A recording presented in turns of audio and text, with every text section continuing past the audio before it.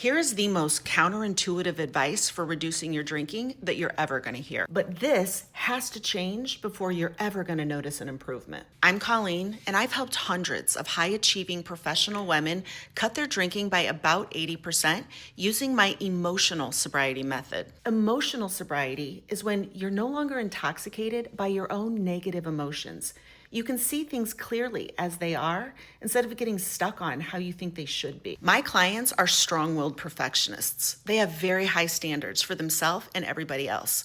And they have a black and white mindset when it comes to their drinking. They either did well or they completely fucked it up. There's no in between. And that's why this is a thinking problem, not a drinking problem, because life isn't black and white. And if you don't know how to give yourself credit for minor improvements, or at least acknowledge that things could have been worse, you're just going to keep repeating the same mistakes over and over. The only reason we repeat our mistakes is because we're not learning from them. You're engulfed in a shame spiral of anxiety and so focused on how stupid and weak and embarrassed you feel, which causes a stress response in the body. When you beat yourself up for something that already happened, you're literally traumatizing yourself. You can't learn anything because your brain is in shutdown mode and you just want to make it stop. So you either ignore or avoid it, or you start making promises with your all or nothing mindset that this will never happen again. But as soon as you feel better, your motivation to keep those promises goes away, and you go back into the same damn cycle. You need to understand that it's not your desire to drink that's driving the cycle.